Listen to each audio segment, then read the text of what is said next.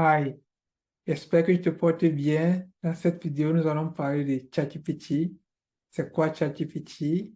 Qu'est-ce qu'on peut faire avec ChatGPT? Comment ça fonctionne et quelles sont ses limites? On se capte.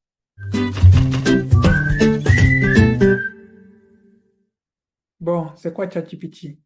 ChatGPT est une intelligence artificielle qui peut communiquer avec toi comme un être humain normal, normal mais parfait, puisqu'il a des réponses à toutes tes questions. Il a été créé par la compagnie OpenAI et a été fondé par plusieurs smart personnes et le fondateur le plus célèbre parmi eux, c'est Elon Musk, bien sûr. Et aussi, ChatGPT a été déployé en novembre 2022 et depuis son déploiement, les 5 premiers jours, il a reçu 1 million d'abonnés, ce qui a pris Facebook 10 mois, Instagram 3 mois et Netflix 3 ans. Donc, ChatGPT, c'est vraiment là pour rester et c'est un logiciel vraiment très puissant. Il a fait fort, comme on dit souvent. Que peux-tu faire avec ChatGPT? Presque tout. On a dit c'est comme un humain. Donc, il peut te générer tout. Il peut t'aider à générer des descriptions, une documentation, à produire un tweet, il peut même t'aider dans tes rapports, même dans tes CV ou bien rédiger une lettre de motivation. Il peut t'aider vraiment dans presque tous ces domaines où tu as besoin de soutien technique, surtout dans la rédaction. Il peut aussi t'aider si tu es un programmeur à générer des codes. Donc, j'ai testé moi-même pour pouvoir générer certains codes et ça, c'était pas mal, quoi. Ça a bien fonctionné. Et aussi, si tu es un traducteur, il peut aussi t'aider à traduire un texte d'une langue à une autre langue ou bien il peut donner une réponse à une autre langue, il peut transformer n'importe quelle langue. Il peut aussi t'aider si peut-être que tu as une période d'interview à simuler une interview entre toi et lui, c'est ton intervieweur, il te pose des questions et tu essaies de répondre, questions-réponses. Il interagit avec toi comme un être humain. Donc, c'est ça, ils ont vraiment gagné et ça fonctionne vraiment comme si c'était comme si tu communiquais avec un être humain, mais qui connaît presque tout. C'est vraiment passionnant, c'est bizarre et c'est presque tout en ce même moment et c'est aussi étrange. Donc, tu ressens tous ces sentiments-là au même moment. Bon, comment ChatGPT fonctionne? ChatGPT utilise un modèle d'intelligence artificielle appelé modèle de langage et ça a été entraîné en reinforcement learning en anglais. Bon, en simple mot, je sais, ça veut dire ça apprend comme un enfant. Donc, c'est-à-dire, il apprend de ses erreurs, il lit des tests chaque jour, il se développe en fonction des tests qu'il lit chaque jour.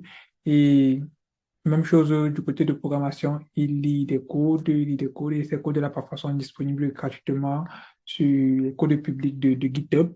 Il lit ces codes-là et il traite ces codes-là chaque jour et chaque seconde. Et c'est comme ça qu'il se développe. Normalement, comme nous tous, on se développe quand on était petit.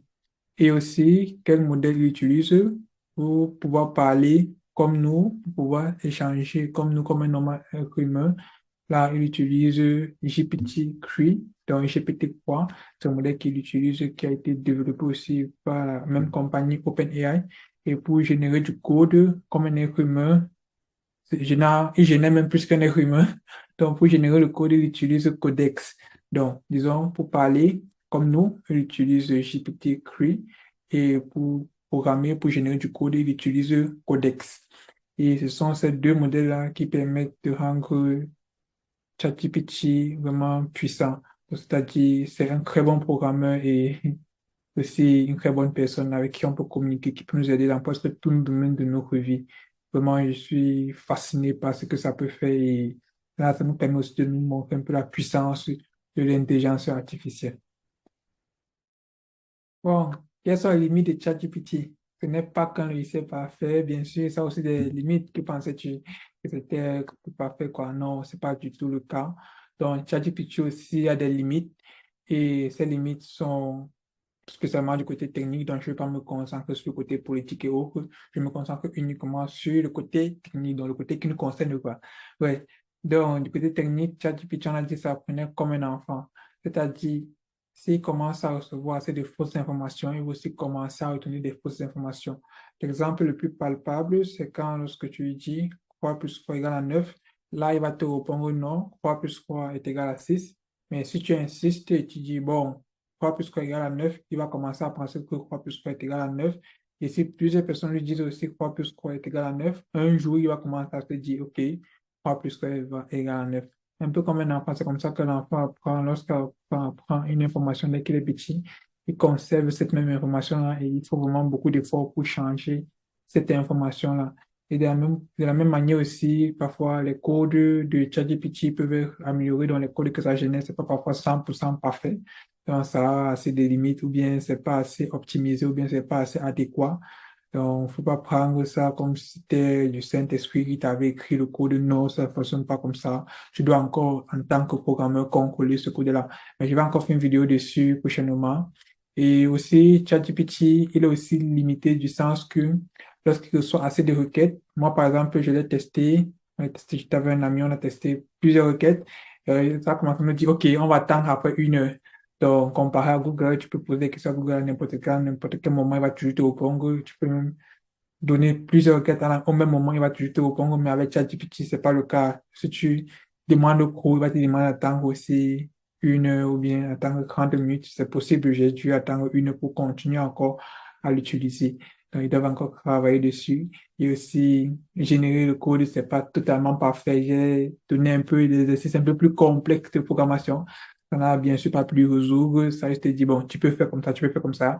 L'exercice basique, ça, c'est résolu, mais je pense qu'avec le temps, oui, ça pourra résoudre des exercices aussi plus avancés à notre niveau, quoi. Mais pour l'instant, on commande encore. Bon, j'espère que tu as aimé cette vidéo et j'ai aussi une question pour toi. Penses-tu que ChatGPT peut nous remplacer, peut remplacer nos jobs, peut nous remplacer dans n'importe quel domaine de la vie? Si c'est le cas, écrire en commentaire. Si tu le penses pas, écrire aussi en commentaire. Je serai ravi de voir ta réponse. Et n'oublie pas aussi de liker, de t'abonner à cette chaîne YouTube si tu as envie de recevoir des vidéos pareilles régulièrement. N'oublie pas aussi de cliquer cette cloche de notification. Donc, porte-toi bien et on se fera à la prochaine vidéo. Bye bye.